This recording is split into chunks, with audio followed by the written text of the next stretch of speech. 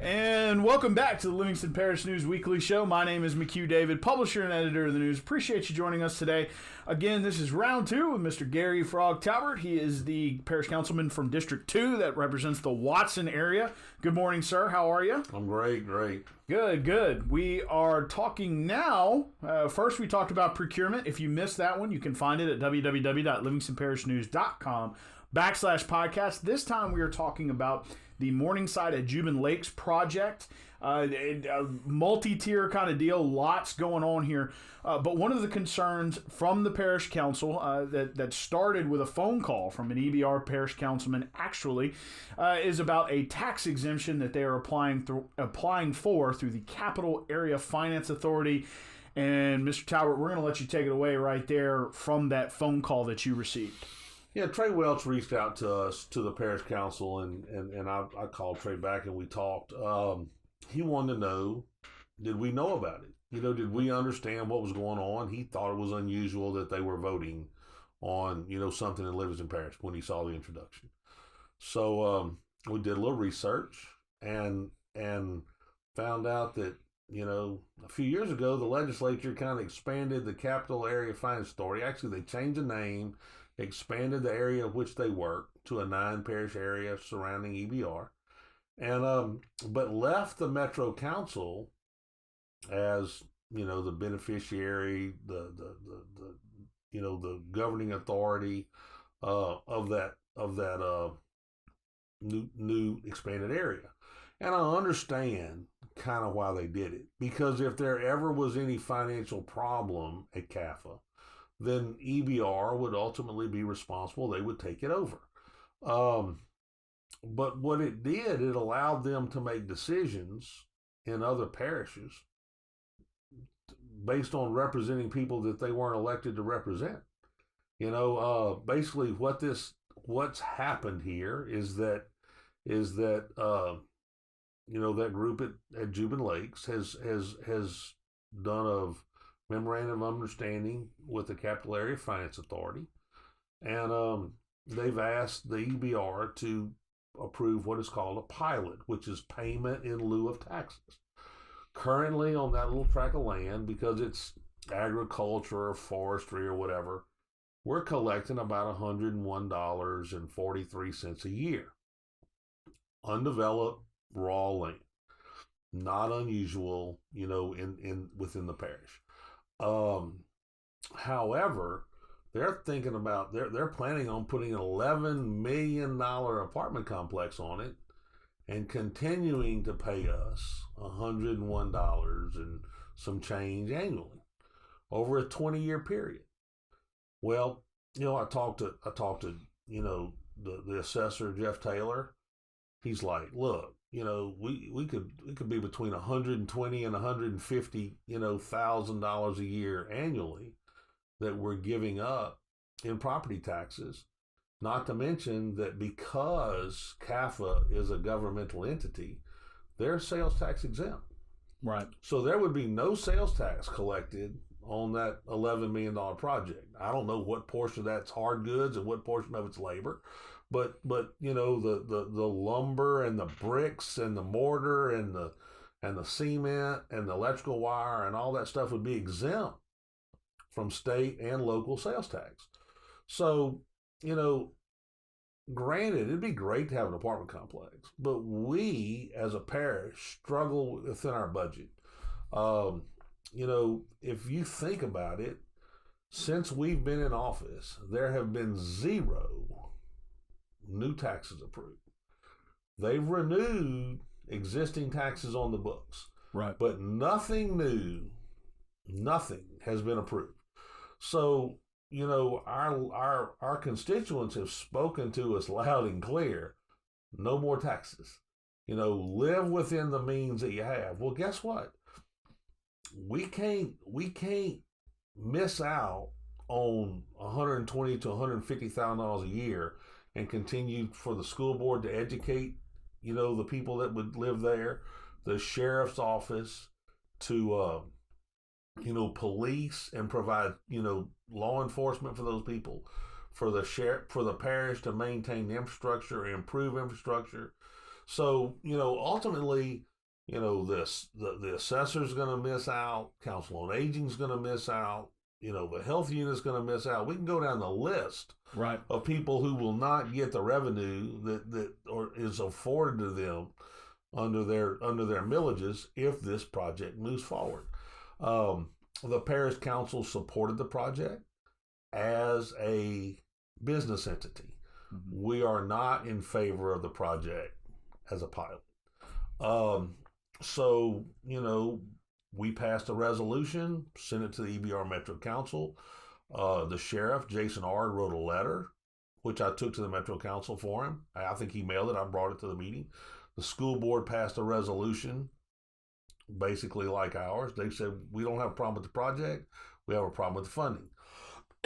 Excuse me. And I took it to the EBR Metro Council. We got a 30-day deferral. I think they had some legal questions. I know the Livingston Parish legislative, I don't know, our legislators, I don't know. Delegation. Yeah, our delegation has taken up the matter and done some research on it, because I think they have some concerns. The ironic thing is I testified that Wednesday night and then drove to Shreveport for the Police Jury Association, meeting on Thursday and Friday. And there's some other parishes surrounding us watching this because they realize how it impacts them. They have some concerns on how, all of a sudden we've got one governmental entity that our constituents and our residents didn't vote into office, determining, whether we should give up sales tax and or excuse me, ad valorem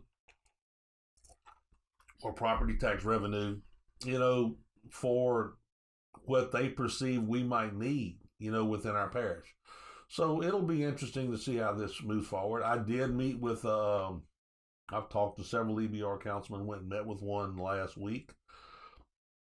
He still has some concerns. He has some concerns about their liability. I think their parish attorney told them that under no certain terms could they say, I'm not voting this because it's in Livingston Parish.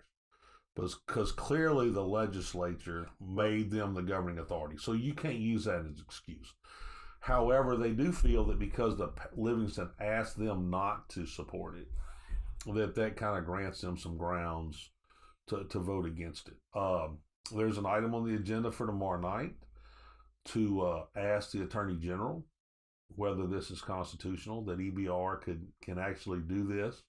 There are a lot of laws that get passed that sometimes aren't, constitutionally sound, but nobody addresses it until it becomes, an issue. This is the first one since the legislature expanded CAFA's role that's been outside EBR. So it'll be the first time that this, that this thing has raised its head, so to speak.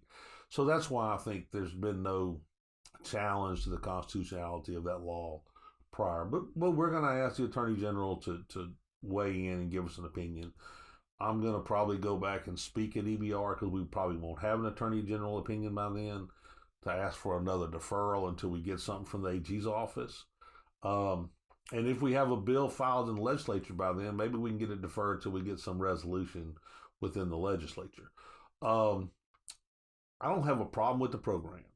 I don't have a problem with EBR being, the responsible party for CAFA.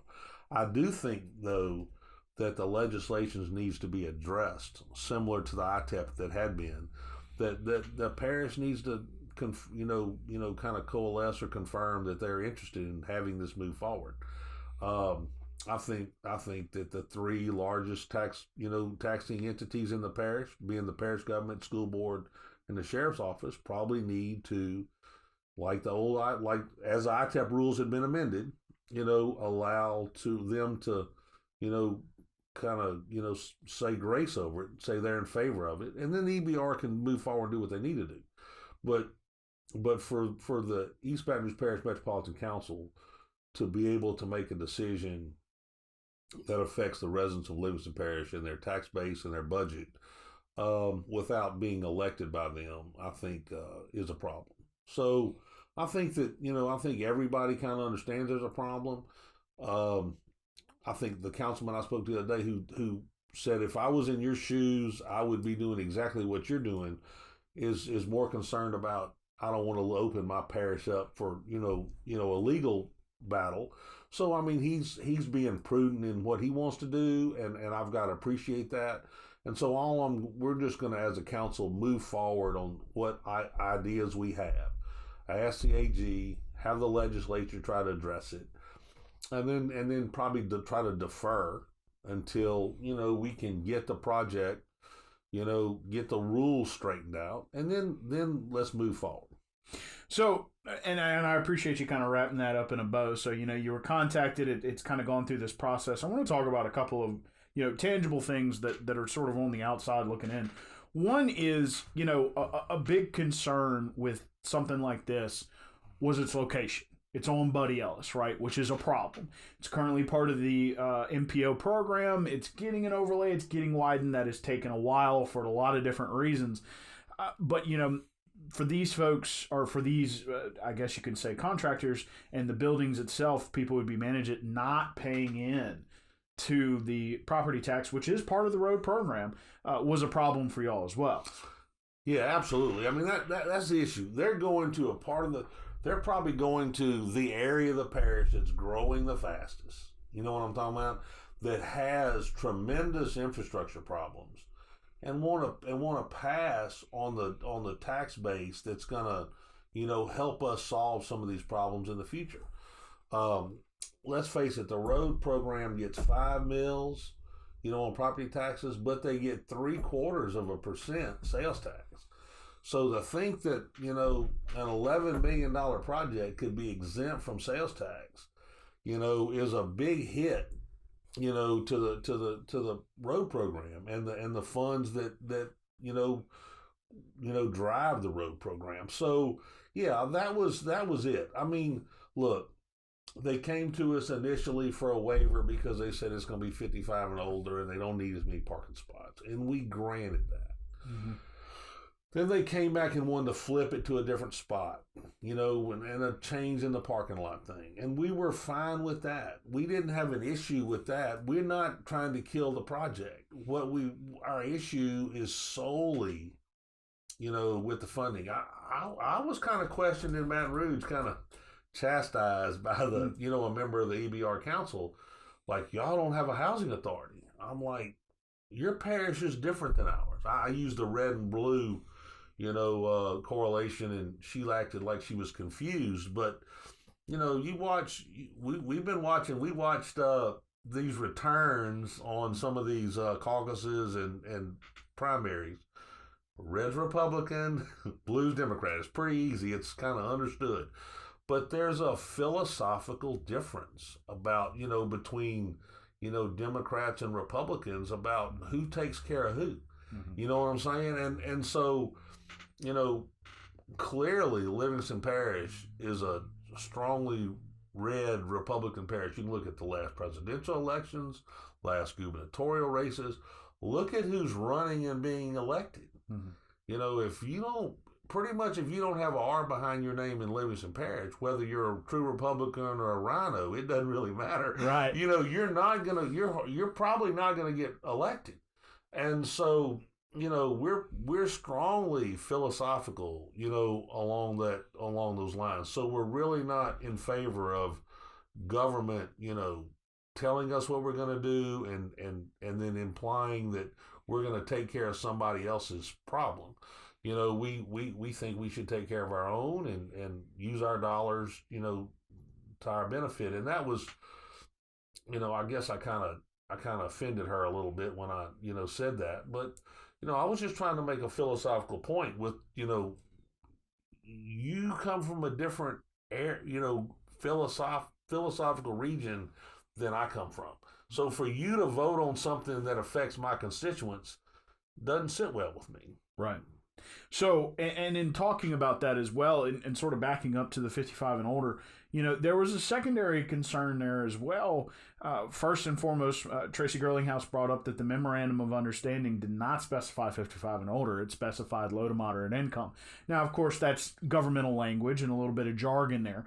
But whether it's elderly or low to moderate income, a lot of times y'all approve a lot of these developments. One of the things that was brought up was by the developer was Hobby Lobby, which y'all had just given an exemption, but Hobby Lobby generates sales taxes.